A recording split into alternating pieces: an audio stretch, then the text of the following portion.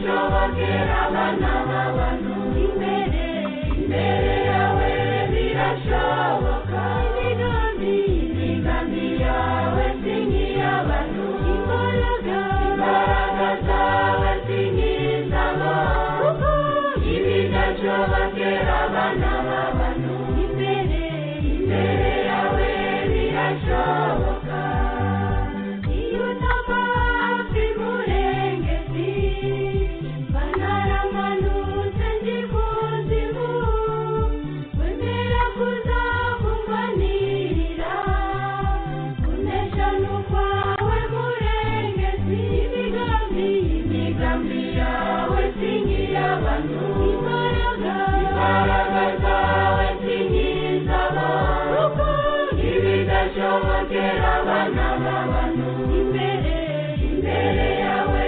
birashoboka imigambi yawe si nk'iy'abantu imbaraga zawe si nk'izabo ibidashobokera abana b'abantu imbere yawe birashoboka imbaraga zose zangwanyaga baziribatigorogota ndetse n'ibisigisigi ubu nta bubasha bigifite imigambi yawe si nk'iy'abantu imbaraga zawe si nk'izabo ibidashobokera abana b'abantu imbere yawe birashoboka imigambi yawe si nk'iy'abantu imbaraga zawe si nk'izabo ibidashobokera abana b'abantu imbere yawe birashoboka muze mwese abemera ko Yesu ari ingabo yawe iturwanira haba ku manywa haba mw'ijoro tuvuge tuti shimwa mukiza imigambi yawe si nk'iy'abantu imbaraga zawe si nk'izabo ibidashobokera abana b'abantu imbere yawe birashoboka imigambi yawe si nk'iy'abantu imbaraga zawe si nk'izabo ibidashobokera abana b'abantu imbere yawe birashoboka.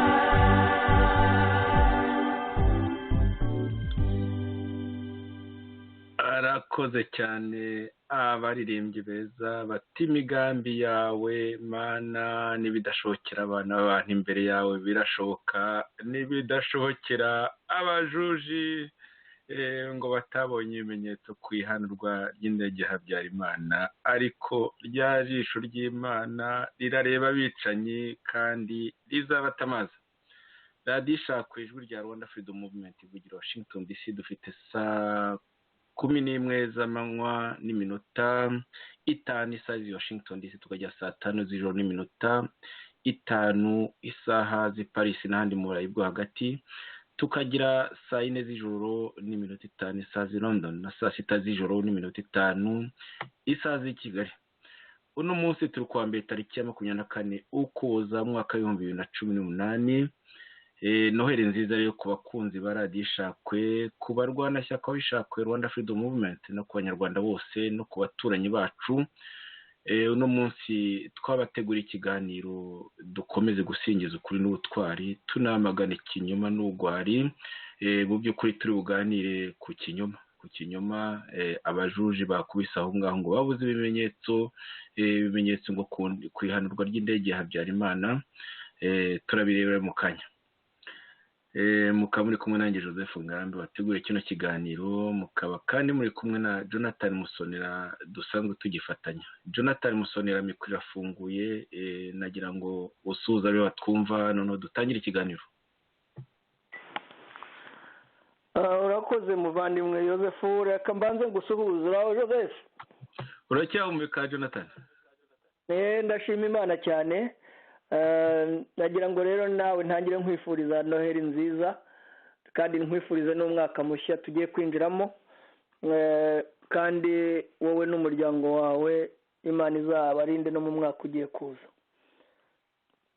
urakoze cyane Jonathan. Yego, komeza.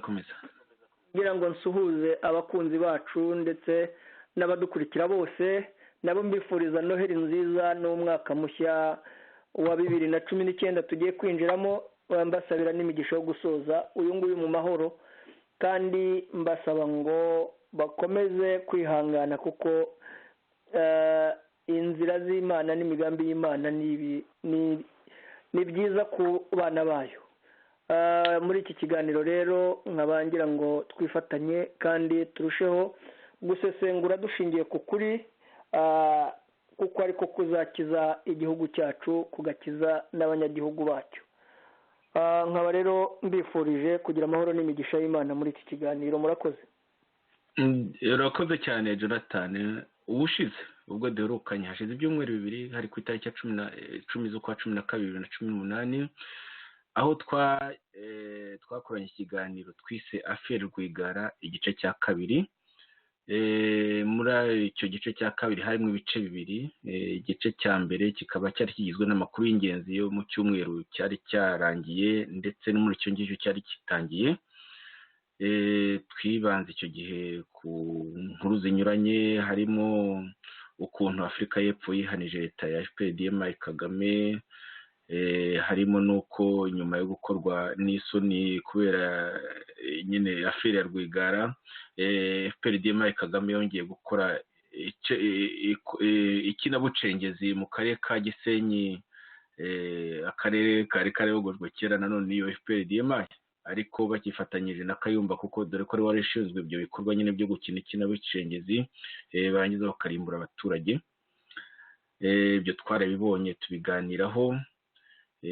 Nyuma yaho Jonathan habaye ngo n'ikindi gitero nacyo cy'ikinamico muri Nyungwe, waracyumvise ariya kuri za Kitabi, aho barashe abaturage, noneho nyuma ngo iminota nk'itatu igisirikare kikaba kihageze ngo kubahumuriza. Twarebye kandi ukuntu kuri Facebook hahitaga inkuru zibutsa jenoside yakorewe abahutu mu mwaka wa 1996 mu cyahoze cyitwa Zaire. Tuvuga yuko MNDCD zinyuranye zasaga nkaho zitarebwa n'iyo nkuru, kandi abenshi muri bo harimo n'abarokotse nyine ubwo bwicanyi bwakozwe na FPRDM. Twashimye cyane ibya Dr. Denis Mukwege, dushima n'ubutwari yagize avuga ko yizeye ko igihembo yahawe kizatuma nyine nako twizera twebwe nako nawe yari yuko igihembo yahawe kizatuma amarorerwa abagore bakorewe amenyekana kurushaho, hakanaboneka n'igisubizo kirambye. Ikindi twanamushimiye nuko yibukije mapping report ko gisinziriye mu tubati kandi ari raporo yikoze neza, ko bidahagije gukora neza raporo ku cyangombwa ari kugira ngo abagaragara nyine kuba barakoze amahano bakurikiranwa. Umuntu rero Dr. Mukwege rwose ntekereza ko nawe ariho niba yumvise neza ibimaze kuba hano mu Bufaransa, aho bavuze ngo babuze ibimenyetso byo gukurikirana abahano indege ya Habyarimana. Twarebye n'andi makuru anyuranye, noneho tuza no kugera ku nkuru nyamukuru nyine kwari ukuganira ku butwari bwabo kwa Rwigara bwokeje igitutu FPRDM Kagame ku buryo rwose twarabashimye tukinabashima na magingo aya ngaya. Ubu rero tugiye gukomeza gusingiza ukuri n'ubutwari tunamagana ikinyoma, cyane cyane twamagana nka kiriya kinyoma kivuga ko ngo habuze ibimenyetso ku ihanurwa ry'indege ya Habyarimana. Ikinyoma kizima. Turareba rero mu gice cya mbere cya kino kiganiro amakuru anyuranye yo mu cyumweru gishize nk'uko bisanzwe dusanzwe tubigira muri kino kiganiro ku tuntu tundi turareba n'ibivuga mu ntangiriro za kino cyumweru birumvikana none tuze kugera ku nkuru nyamukuru ari ibyo bibazo nyine bitewe no gupfundikira urwo rubanza, kureka nyine gukurikirana abahanuye indege ngo nta bimenyetso bihagije bihari niza kuba inkuru nyamukuru. Ariko mbere na mbere reka turaza kureba amakuru nyine anyuranye, ariko mbere na mbere reka tubagezeho ubutumwa bwa Dr Theogene Rudasingwa, perezida w'ishyaka ryacu Ishakwe Rwanda Freedom Movement. Ubutumwa yagejeje ku bantu abifuriza Noheli nziza n'umwaka mushya muhire. Aragira ati: bayobozi b'inama nkuru, bayobozi ba komite nshingwabikorwa, bayoboke, banyarwandakazi, inshuti, bavandimwe, mwe n'imiryango yanyu, mbifurije Noheli nziza n'umwaka mushya muhire w'1919. Dr Theogene Rudasingwa, perezida w'Ishakwe Rwanda Freedom Movement. Jonathan rero noneho nyuma y'ubwo butumwa bwo kwifuriza abanyarwanda n'inshuti zacu n'inshuti z'ishyaka ryacu na radiyo yacu Noheli nziza n'umwaka mushya muhire w'2019, reka tuganire ku makuru anyuranye, tureba FDL ukuntu iri mu ngorane zikomeye kandi zidatunguranye mu by'ukuri, tunibaza gatoya ariko tukangurira cyane cyane kujya gukurikira ikiganiro cya Dr Theogene Rudasingwa kijyanye n'ibaruwa yandikiye Museveni anenga amagambo yari yakoresheje nyine asubiza mugenzi we w'i Burundi Pierre Nkurunziza. Ibaruwa ikomeje kuvugwa cyane, yavuzwe ku maradiyo menshi, harimo yacu Rugikubita, radiyo Ishakwe, harimo ijwi rya Amerika, harimo na BBC gahuzamiryango. Byo rwose byabaye imvo n'imvano, kandi abantu bakomeje gukurikira cyane ibiganiro bishingiye kuri iyo baruwa ya Dr Theogene Rudasingwa yasohotse ku itariki ya 15 za kuno kwezi turimo, no kuba kwashize iminsi 9 gusa. Ni inkuru ivugwa cyane kandi ukuri duharanira, ukuri dushyira imbere, abantu baragenda bakumva. Ibindi turi buganireho gatoya, Jonathan, ni FPRDM Kayumba ko yibagiwe ko RNC yujuje imyaka 8. Barabyibagiwe pe, uretse ko ejo nyine nyuma y'iminsi ese ubwo bibaye ngahe, nyuma y'iminsi 12 yarabyibukije, ubwo hari hashize mu minsi 11 ko hari ejo Condo Gervais nawe twashinganye iryo shyaka yarabyibukije. Gusa rero umuntu yarakoze tesi rimaze ku myaka 8 kandi abarishinze abenshi bararishizemo. Turaza kubiganiraho gatoya. Turaza gushimira abantu mu Ikondera batanze ikiganiro ku rupfu rwa perezida Gregory Kayibanda. Perezida Gregory Kayibanda Museveni yise reactionnaire muri yo baruwa Theogene Rudasingwa yagaye, ko nibyo yarabimugaye ati urita Kayibanda reactionnaire kandi yari yakoze revolution.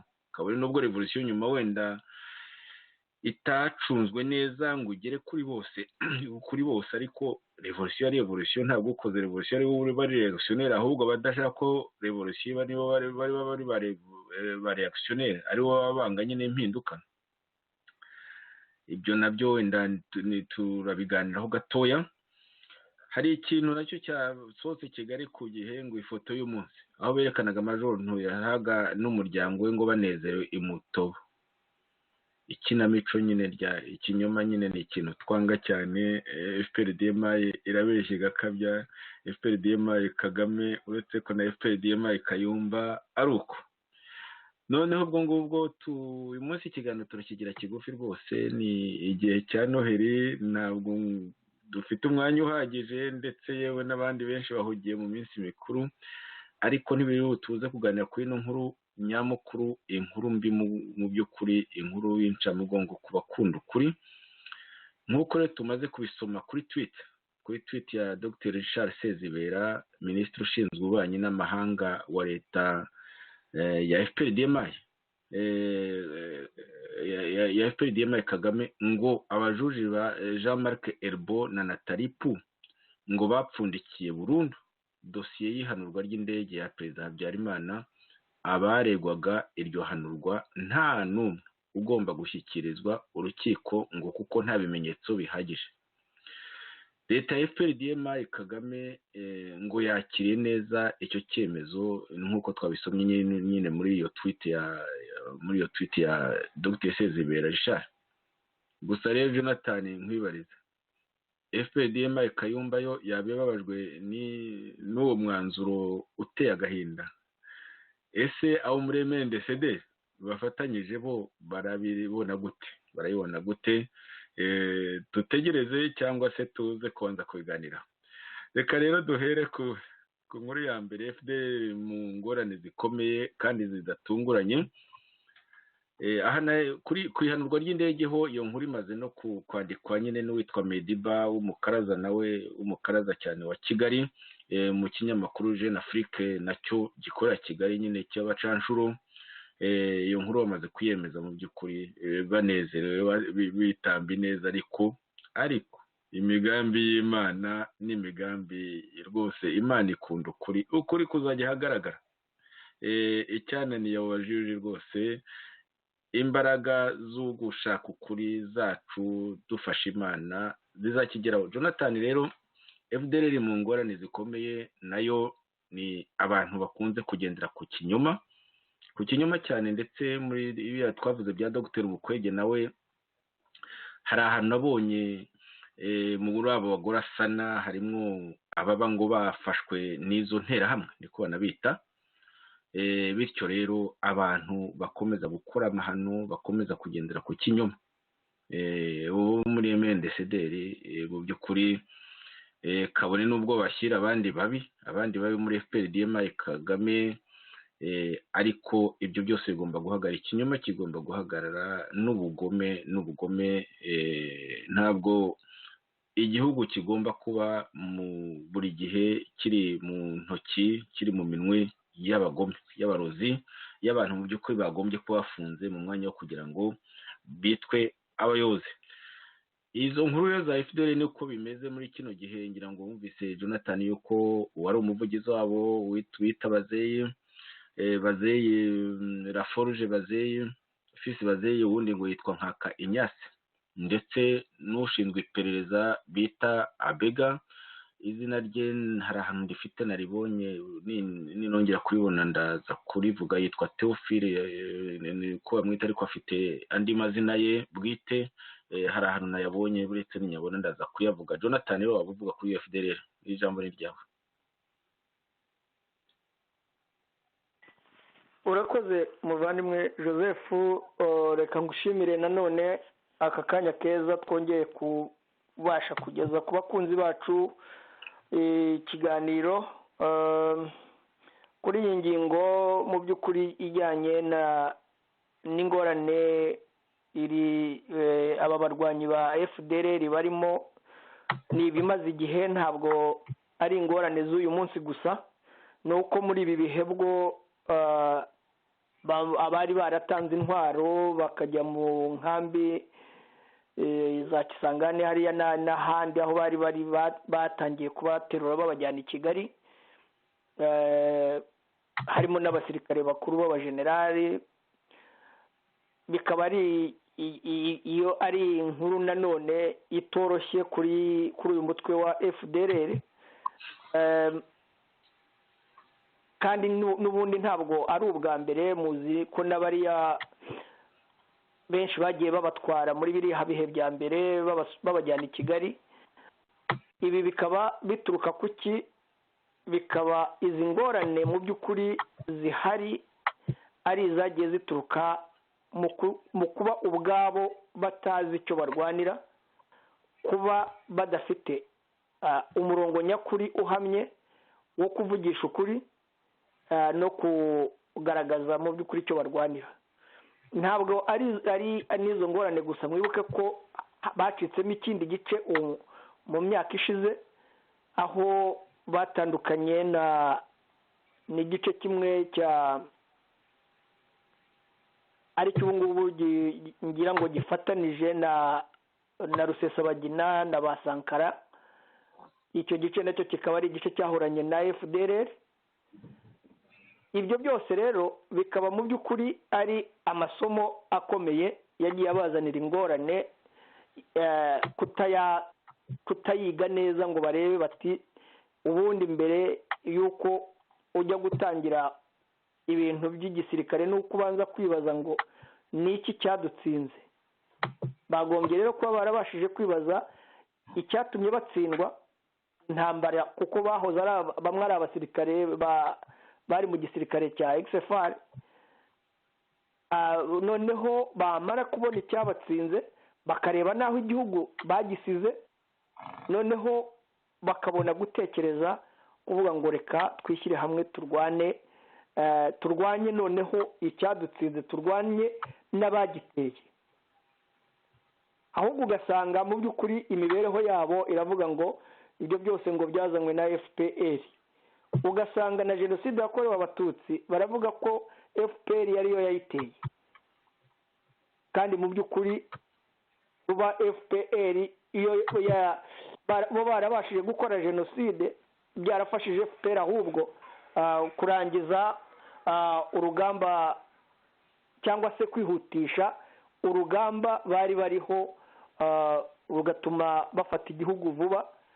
Noneho no muri izo gahunda zabo zo kwica abatutsi no gukora jenoside bikaba ari byo bahugiramo, bigatuma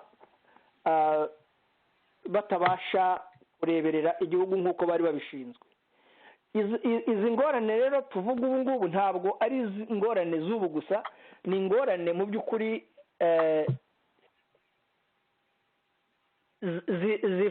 zituruka mu mateka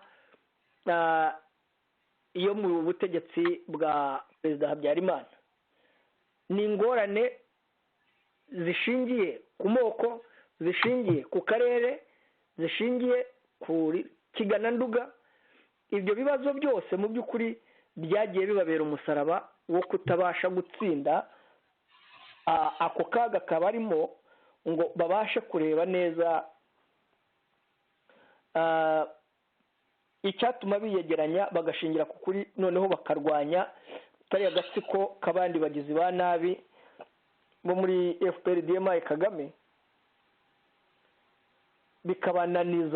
bakananizwa no kwizirika ku ngorane z'amateka y'ubuzima babayemo mu gihe cy'ubutegetsi bwa Habyarimana.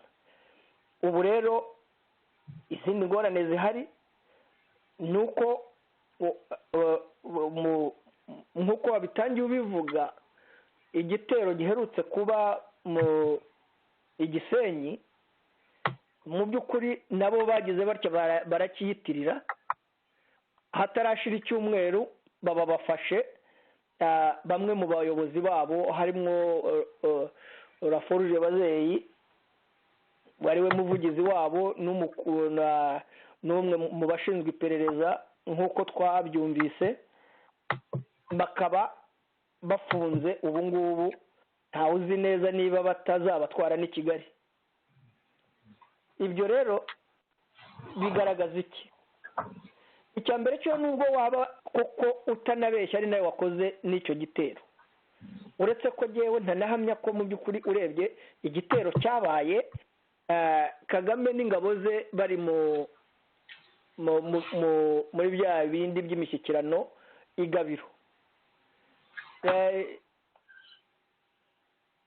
Urebye mu by'ukuri mu buryo bwa gisirikare ntabwo igihugu cyaba cyatewe ngo Kagame yikomereze imishyikirano n'abasirikare be i Gabiro, cyane ko ibyo ngibyo bari bazi ibiri bube n'ibyo baba bateguye, bashaka uburyo bwo kwica abaturage, cyane cyane abaturage bo muri kariya gace ka Ruhengeri na Gisenyi na Gikongoro na Cyangugu na ni abantu bahorana izo ngorane kubera kuba begereye umupaka, kandi urabona ko Kagame aba afite ibyo ashaka gukora, noneho akigabaho ibitero kugira ngo abashe kwica abashaka kwica, abashe no kubeshyera ibihugu ashaka kubeshyera, ko mu migambi ye ahora ateganya guteza intambara mu Burundi, guteza intambara mu Bugande, nk'uko tumaze iminsi tubikurikira.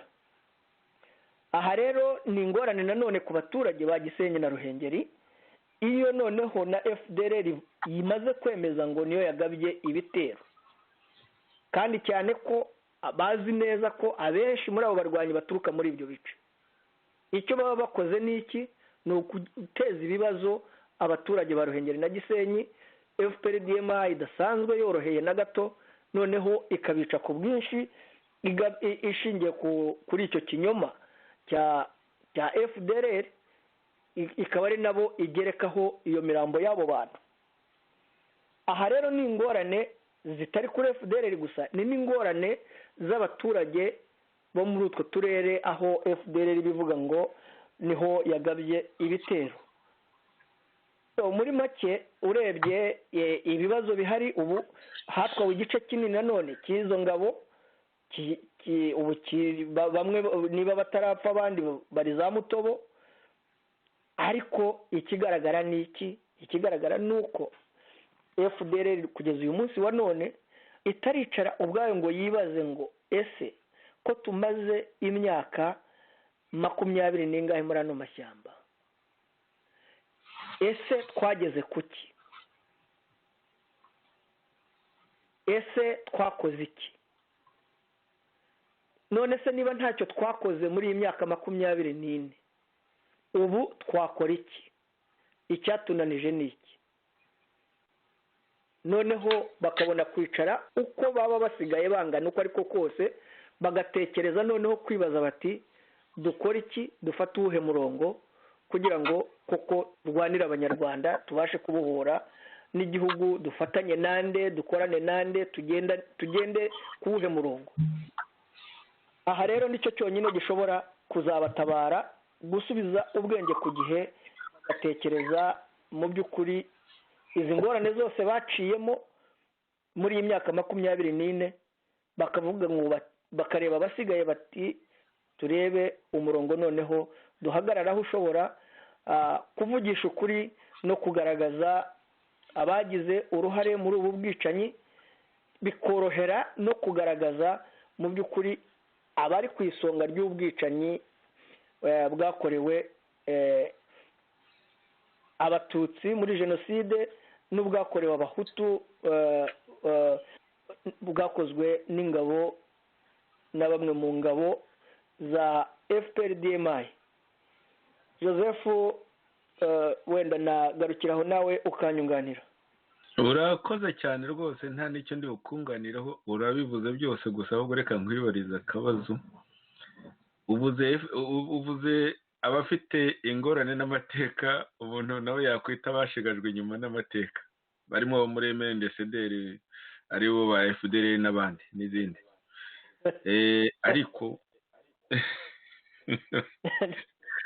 bashigajwe inyuma y'amateka n'amateka rwose, niko umuntu yabivuga. Gusa rero nkwibutse uri mu kanya turereho ukuntu abo muri FPRDMA Kayumba bibagiwe imyaka 8 RNC cyangwa se igisigaye cyitwa RNC kimaze, nabo ubwabo bisigaye byarabaye. Uyu muntu yibagiye burya iyo tariki nta cyabaguhishe. Abo nabo ni abandi bashigajwe inyuma n'amateka. Wibuke rero Jonathan, umuntu witwa Condo Gervais, turamuvuga mu kanya. Condo Gervais ukuntu yatwotsaga igitutu cyane ngo dufatanye na FDLR, tukamubwira tuti turafatanye iki FDLR ko nta kintu duhuriyeho, FDLR ko nta ideology duhuriyeho, FDLR ko itemera uruye jenoside, niyo bamwe muri bo babyemeye ni bake cyane, nako banabyemera mu by'ukuri nagiye mbibona. Ikindi cyo abantu batemera amahano bakoze cyangwa yakozwe nabo bavuga ko ngo ari imfubyi, babiri imfubyi, abo bantu mwafatanya iki? ariko uribuka icyo gitutu, uribuka Gakungu kuri radiyo Itahuka, radiyo twashinze, bazana ingizo za FDL, bazana ndetse n'abangeze n'abandi nkabo ngabo, uribuka ako Gakungu. ubu ngubu rero RNC yasenyutse na FDL yongiye yakwira imishwaro. Abo bose umuntu ayoberwaho babo ba Condo cyangwa se abo bose ba Serge na ba Jean Paul bazanaga FDL kuri radiyo Itahuka. nagira ngo ugire nabyo icyo bivugaho Jonathan. urakoze nanone muvandimwe Yozefu. ingingo ya mbere ya FPRDMI Kayumba n'abateruzi be b'ibibindi, nagira ngo mbanze mbifurize noheli nziza n'umwaka mushya. nibyo rwose, n'abateruzi b'ibindi tujye tubifuriza noheli. ikindi ni uko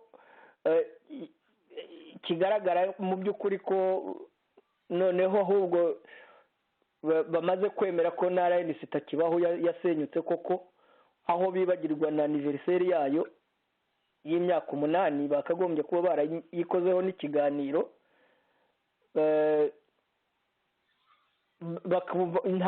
mu by'ukuri ntabwo ikibaho, ni izina twabasigiye, ariko nta buyobozi, nta murongo n'umwe bafite bakwerekana ngo mu by'ukuri berekane ko imigambi ya RNC twubatse dushaka kugira ngo izafashe abanyarwanda, ibitekerezo byacu twarabijyanye. urumva ntacyo rero yasigaranye, ahubwo yasigaye mu banyabinyoma babeshyana, none n'ibinyoma byabo byagiye ahagaragara. ntacyo rero bagifite. ntubarenganye kuba bataributse ko kuri 12 bari bujuje imyaka 8. mbega RNC yari yujuje imyaka 8 ivutse.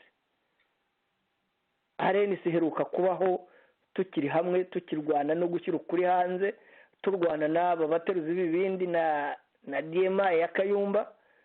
none ubu ngubu aho dutwariye ibitekerezo byacu twari twarayubakishije, RNC yarasenyutse. ibyo rero ntabwo giye byantangaza kuba bataributse ko ku itariki 12 z'ukwa 12 RNC yari yujuje imyaka 8. twibukiranye gato rero urebye ntabwo ndakumva Joseph. wowe nanjye turi mu bayishinze ku itariki ya 12 z'ukwa 12 umwaka wa 2010. ibihe Tesla muri Leta Zunze Ubumwe za Amerika twari tunahibere rwose, hamwe na Dr. Theogene Rudasingwa na Gahima na Gerard Gahima. noneho abandi bayishinze twari turi kumwe icyo gihe. we ntiyari ahari, ni Kayumba Nyamwasa ku mpamvu zumvikana, na nyakwigendera Colonel Patrick Mazimpaka nako Patrick Karegeya urakoze, n'abateruzi b'ibindi Condo Gervase yanahari, ndetse na Yigize Jerome nawe yari ahari. ndiho ndakosa amazina. na Yigize Jerome nawe yari ahari. Emmanuel Hakizimana we yari kuri telefone ntiyari ahari. undi ugomba kuba ari uhari nubwo tutari tuzanye icyo gihe ndumva ari Jean Paul Turayishimye yari ahari. Escort we yari ahari. yego nubwo ntamwibuka, ntabwo mwibuka. abo bose rero iryo shyaka twashinze icyo gihe RNC ryari rishingiye cyane cyane kuri Rwanda Briefing. yari yakozwe n'abantu 4, ni ukuvuga Dr. Theogene Rudasingwa, Gerard Gahima, na nyakwigendera Patrick Karegeya na Kayumba Nyamwasa. none muri iyo RNC hasigayemo gusa Kayumba Nyamwasa. iyo Rwanda Briefing njye numva yivuga ibyo bikanansetsa batazi n'icyo ari cyo. wakomeza Jonathan mu makeya. urakoze Joseph. ikibabaje kinari no muri aka kaga ko gusenya RNC, Kayumba yibwiye ko hari icyo kazamugezaho, ariko kaza kumubera umusaraba. Bimera nka bya bindi ujya ukunda kuvuga muri wa mugani w'ikirundi ngo yisenyeye ko nk'imene, adafite n'isoni z'uko twari tumaze kubura mugenzi wacu twari twarashinganye RNC ari we Colonel Patrick Karegeya, ntaterwe n'isoni no kubona ashaka inzira zo gushaka aho yabona uburyo nanone bwo gusahura nk'uko babigenje muri 1994. Ibi byose byabaye ingaruka zikomeye kuri RNC, noneho kandi agakoresha ikinyoma n'ubugome ubwo guhemukira bagenzi be, harimo n'abo babanye mu buryo bukomeye muri FPR, bari mu nzego zikomeye zo hejuru, ari nabo wavuze bandikanye Rwanda Briefing.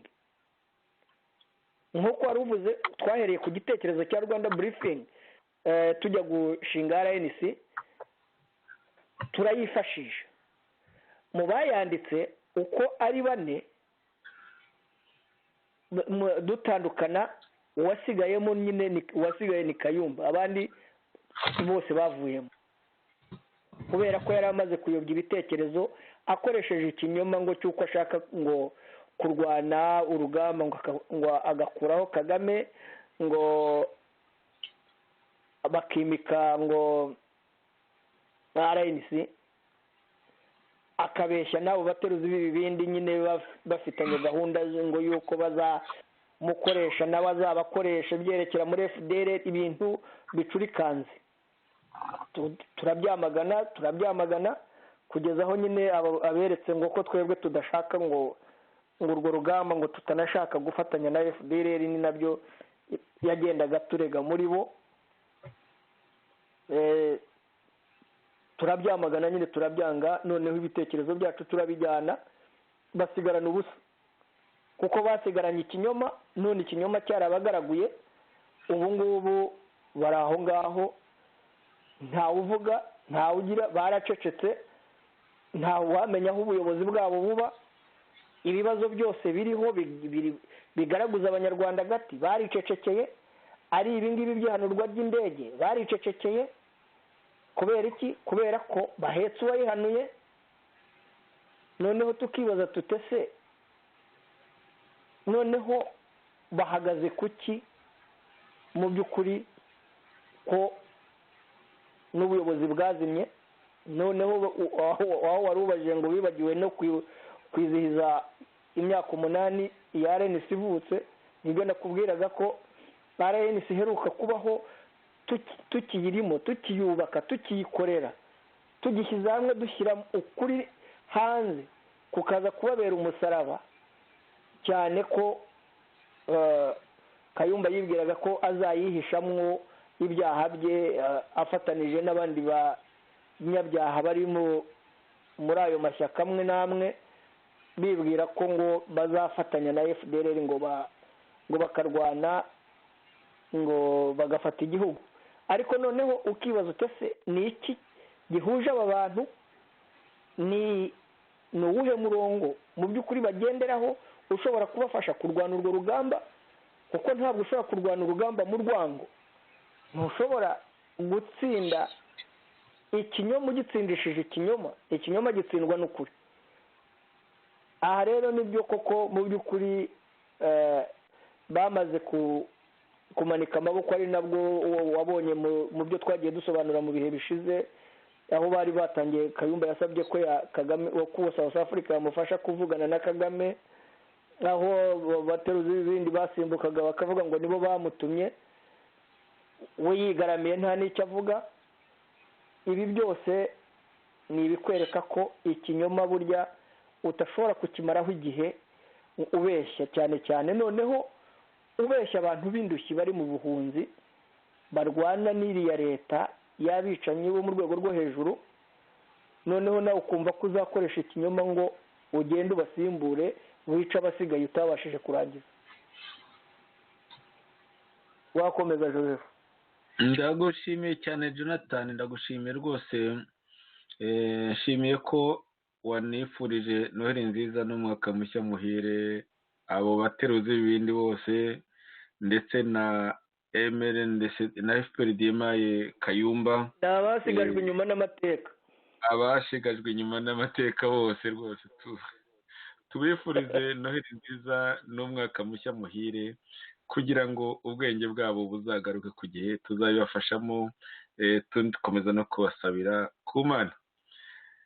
Jonathan rero ikondera turishimire ko ryavuze ukuri ku rupfu rwa Perezida Gregory Kayibanda, kuko dukunda abavuga amateka uko ari. Uzi ko twamaze amezi 11 hamwe na ba Bwana Ndahayo Eugene na Nkiko Nsengimana, tuganira hamwe, tureba, dusesengura icyatumye ingoma y'abahutu itarenze imyaka 32 mu gihe iy'abatutsi ya ingoma Nyiginyantutsi yarengeje imyaka 400. tuza gusesengura ibyo byose, ariko tunagira kuri ubwo bwicanyi bukomeye bwakorewe Gregory Kayibanda na bagenzi be, cyane cyane bagaragaye mu gukora iriya revolution. Bamwe bavuga ko ngo ari reactionnaire, nk'uko Museveni yabivuze ejo bundi, mugenzi wacu Theogene akamutwama. Ntabwo turi abafana b'ingoma izo arizo zose, dukunda igihugu cyacu, dukunda ukuri, bityo twanga abagoreka amateka. Ni nayo mpamvu twakongera gushimira Dr. Theogene Rudasingwa, mugenzi wacu, ukuntu nyine yahise ahagoboka akandika iriya baruwa ivuga byinshi bigorora amateka, haba amateka ku mateka y'u Rwanda, haba no ku mateka y'u Burundi. Abantu benshi bakomeje kubikurikira ku maradiyo anyuranye, haba iyacu, haba ijwi rya Amerika, haba BBC gahuzamiryango, haba ku zindi mbuga nkoranyambaga nyinshi cyane. Ni inkuru ngubu ikivugwa, ndagira ngo tumushimire. Ndumva twakomeza twabivuze bihagije, kandi inkuru ubwayo irivugira, ibaruwa irivugira, ndetse n'ibiganiro byagiye bikurikira iyo nkuru nabyo ubwabyo birivugira, biranakurikiwe cyane rwose. Ikondera rero twongeye tubashimire ko nabo bagiye muri iyo nzira nziza yo kuvugisha ukuri. Gusa rero usanga abanyarwanda benshi bamera nk'uducurama, umuntu akavuga ati nkunda Kayibanda, yarangiza ati nanihebeye uwamwishe ari we Habyarimana. Ibyo nabyo ugasanga ari amayobera. Abantu bagomba rwose, niba umuntu ari umwicanyi agomba kumva ko ari umwicanyi, ariko ntuvuge ngo uri umufana wa kanaka, ngo nagize we n'umufana uwamwishe. Shyira ukuri imbere. Joseph, yego utarajya kure, reka ko abafana ba Habyarimana ari nawe wishe Kayibanda, abakunzi ba Kayibanda nabo bakiyegurira Habyarimana. None igishekeje ni uko n'imfubyi za Habyarimana ziyeguriye Kayumba ariwe wishe Habyarimana. Yego, Kayumba na Kagame. Rwose ngaya amayobera aba mu banyarwanda, mu by'ukuri mu gice kimwe cy'abanyarwanda. Wibaza ute se aba bantu bafite ikibazo mu mutwe wabo hateye hate? Kuvuga ngo uri imfubyi y'umuntu warangiza ugaheka uwamwishe, ubwo ni nko kuvuga ngo umuntu yishe so, urangije wowe umushyira mu mujishi, umushyira mu ngobyi, ujya mu mujishi ushyira ku bitugu byawe, atanakubwije ukuri byibuze ngo uvuge uti mugiriye imbabazi, kuko nabyo bibaho. yewe nubwo wambwiza ukuri umbwira ngo wishe data, hanyuma nkajya mu mujishi nkaguheka, ibyo ni ibintu nakureka tukabana wenda kubera ko wasabye imbabazi, ariko ntabwo naguheka. Yego, n'ishyano ni akaga.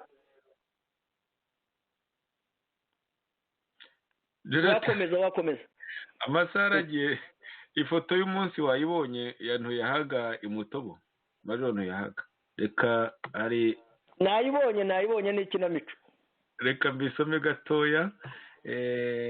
Ifoto y'umunsi Majoro Ntuyahaga niko bavuga yakiriwe n'umuryango majoro ntiyahaga yakiriwe n'umuryango we ni inkuru yanditswe ngo na Kayezu Jean de Dieu ku itariki ya 24 Ukuboza 2018 no kuri uyu munsi aragira ati abo mu muryango wa majoro ntiyahaga baramwerekana cyane yasetse rwose ameze neza n'abo mu muryango bishimiye bagira ngo ahubwo bari mu bukwe abataba umuryango wa majoro ntiyahaga nawe bishimiye kumwakira bamukorera ibirori nyuma yo koherezwa mu Rwanda n'Ububiligi bwamuhamije uruhare ku rupfu rw'abasirikare babwo 10 barindaga minisitiri w'intebe Uwiringiyimana Agatha ntiyahaga yagejwe mu Rwanda n'ibindi nk'ibyo ngibyo amafoto ngira ngo yabonye ngo aho nyine ari kumwe n'umuryango we yasetse cyane ngo aratelefona n'uwo ashaka wose nyine urabona ko bakora propaganda nk'uyo muri Korea yo mu majyaruguru ijambo rya Jonathan wabibonye nawe wagira icyo uvugaho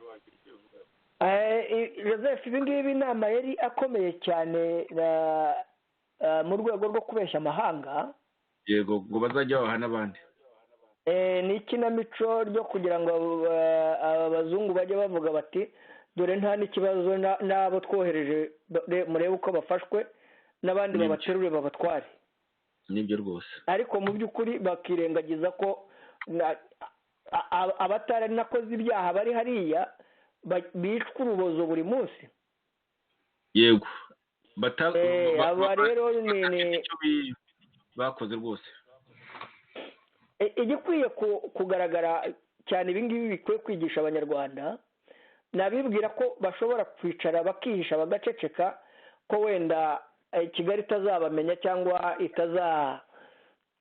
itazabageraho ari abakoze ibyaha ari abatarabikoze izabibashakira kugira ngo ibatware kuko abo yamaze kugeza mu maboko yabo niba bagifite ububasha bwo kuba bayirwanya aha rero ni ugukangurira cyane abanyarwanda bari mu mahanga ko bakwiye guhaguruka bakavugisha ukuri ku mateka yacu kuri ibi byose tuvuga bakabishyira habona kuko nibyo byonyine bishobora kubatabara kuko ukuri kuratsinda kandi iyo uhagaze ku kuri kwawe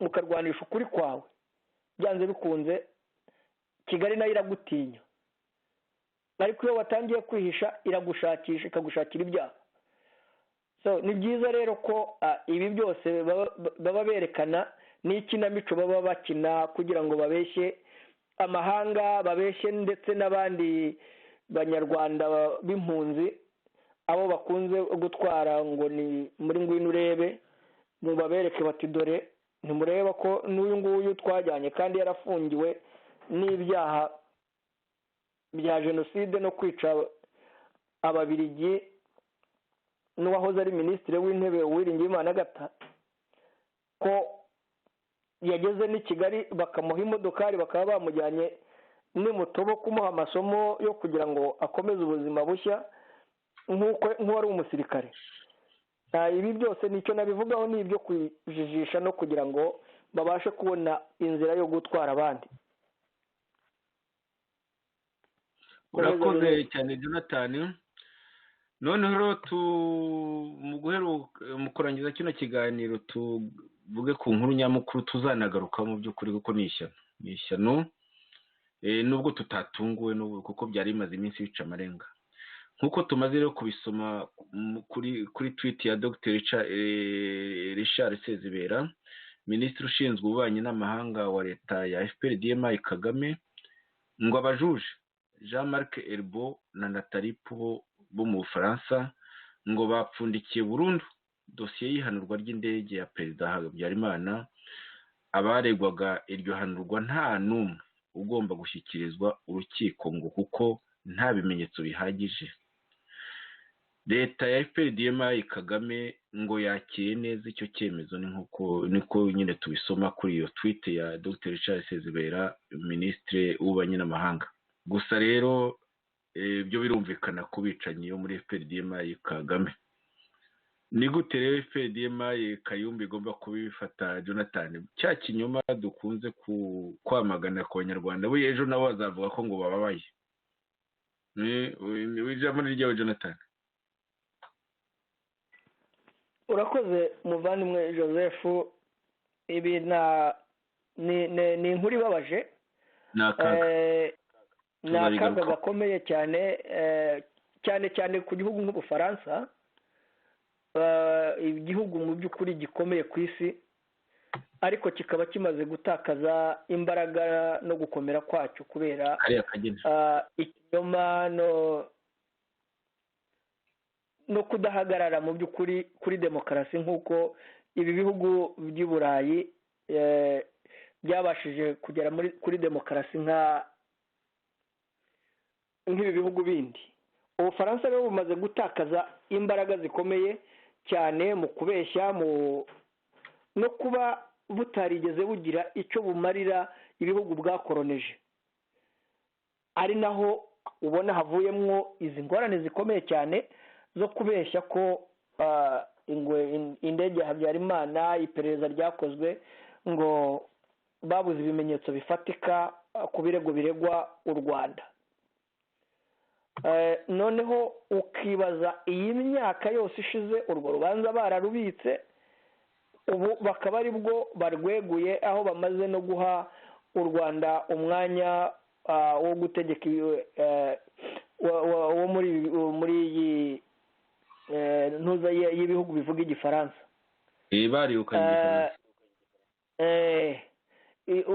U Rwanda rwarirukanye igifaransa rugasenya n'amazu ndangamuco y'ubufaransa, noneho ubu Macron akaba ari we wagiye gupfukamira Kagame akamuha iyo myanya, akamwemerera no kumukuriraho ibyo birego bikomeye bityo. Ariko ntabwo ibyo birego bizahera, arabeshyera ubusa ntibizigera bihera, kuko ntabwo ihanura ry'iriya ndege ni amahano yagwiriye abanyarwanda. Nta nubwo n'ubundi duteze urubanza ku Bafaransa cyangwa no ku bandi bantu. Twebwe abanyarwanda ubwacu nitwe tuzi amahano yatugwiriye, tuzi abayakoze n'uko yakozwe. Ikibabaje ni iki? Ikibabaje ni uko noneho ubu ngubu ni ukuvuga ngo abo bateruzi b'ibindi bishimiye ko uwo bahetse ku mugongo ari nawe wahanuye iyo ndege ari we Kayumba. Ubu nawe nyine ibyo byaha bimukuweho nk'uko bo babitekereza, ariko noneho wakwibaza ngo ese bizabageza kuki? Muri icyo kinyoma nabo ubwabo bakwiye gushyira habona, kandi barangiza bakavuga ko ari imfubyi za Habyarimana bahetse uwamwishe. Aha mu by'ukuri ikigaragara ni iki? Ikigaragara ni uko tuzaguma kubiharanira, kandi tugaharanira ko uku kuri kujya hanze, abaha urwaho cyangwa se abahetse abicanyi bose tukazabashyira habona, kandi igihe kizagera ibi byose bijya habona kandi bigire ingaruka ku babikoze. Urakoze Joseph. Jonathan, ndumva ikiganiro uko twagiteguye ku buryo bworoheje twaba tugicumbikiye hano, tukazagaruka kuri iyi dosiye ikomeye cyane y'indege, ndetse tunashyiramo Dr Theogene Rudasingwa wahatanye agakora uko ashoboye kose kugira ngo ukuri kujya hagaragara kuri iyi ndege, dore ko kunazwi neza cyane. Ariko hakabamo n'abandi bari mu bayihanuye nka Bakayumba Nyamwasa bagiye bavuga ngo tuzaba tubivuga, ngo turategereje, bakomeza bakina mayida. Ejo rero uzasanga ntegereje kuzumva bateruza ibindi no kuzumva Kayumba uretse ko yaburiwe irengero, kuzumva aho bagira icyo bavuga kuri ino dosiye. Rwose turabitegereje neza, ariko hagati aho ngaho bavuga batavuga twe tuzabivuga. Nzahamagara Dr Theogene Rudasingwa. Tutegereje ko bazavuga iki? Abataragize icyo bavuga igihe babitangaza, ahubwo bagashyigikira mushiki wabo muri kandidatire ye. Yego. Binyuze no mu bafatanije muri platform. Urabona rero ko rwose ahubwo nabo bari bakwiye kujya umutobo, Jonathan, bakagenda nyine nabo bakabafotora, bagakora amafoto y'umunsi. Nuko Kagame yabibimye. Wenda reka dutegereze amaherezo azabajyana rwose, ubundi bari bakwiye kujya umutobo. Ndacyari muri procedure, wenda barategereje ubusabe bwabo. Ejo wenda tuzagira dutya dushiduke tubona amafoto y'abantu bari umutobo. Jonathan, inkuru irababaje ariko ngo ikibi gisekwa nk'ikizi, inkuru yayo yo ku ndege irababaje cyane, tuzayigarukaho ije muri aka kanya buriya tuzayishakira umwanya tubiganireho bihagije, tunafate n'ingamba kuko ibyo ari byo byose ukuri kuzashyirwa ahagaragara natwe bw'abanyarwanda ku nyungu z'abanyarwanda, naho aya mahanga rero aratwereka nyine ko nta abicanyi hagati yabo bashobora kumvikana ku nyungu z'ubujura bwo ku karere. Jonathan wasoza tukasezera inshuti zacu tugakomeza kwifuriza noheli nziza n'umwaka mushya muhire. urakoze muvandimwe Joseph, reka dusezere ku bakunzi bacu twongera kubifuriza umwaka mushya muhire na noheli nziza, kandi dusabe n'abo bateruzi b'ibibindi n'abandi bakora nkabo ko umwaka wa 2019 bakwiye gufasha iyo mijishi hasi bakambara intwaro y'ukuri, bakaba ariyo barwanisha, ndetse bagasaba n'imbabazi abo bahemukiye, bagasaba imbabazi abanyarwanda, bakavuga bati reka twegeranye amaboko noneho turwanire hamwe dukoresheje intwaro y'ukuri no kugaragaza amabi yose yakorewe abanyarwanda, kandi noneho tugafatanya kurwanya kariya gatsiko k'abagizi ba nabi dushyize amaboko hamwe. Amahoro rero n'imigisha y'Imana bibane na buri wese, ndetse bizabageze mu mwaka utaha kandi bazagiriremwo imigisha n'amahoro y'Imana. Murakoze. Urakoze cyane Jonathan, cyari ikiganiro utuntu tundi gukurikiranwa kw'abaregwa ihanurwa ry'indege ya Habyarimana birangiye burundu, ariko birangiye burundu ku bajure ko ntibirangiye burundu kuri twebwe abanyarwanda, kuri twebwe twiyemeje ukuri ndetse no ku Mana igomba kurebera abarenganye bose. Mwari kumwe nanjye Joseph Ngarambe hamwe na Jonathan Musone, mukomeze mugire noheli nziza n'umwaka mushya muhire.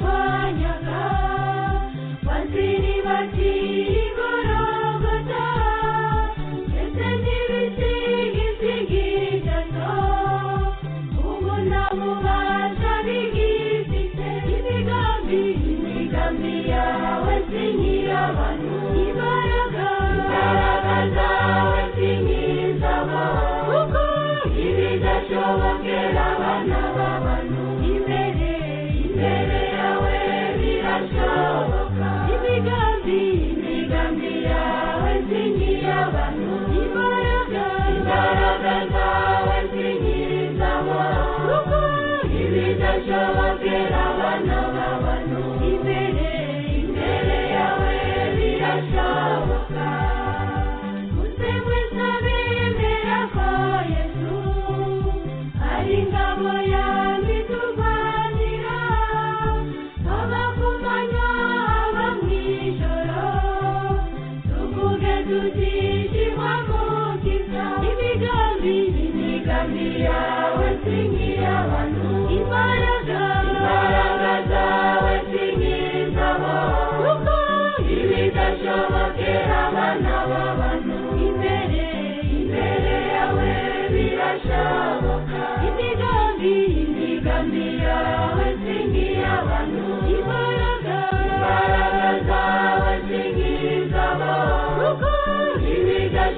Get out.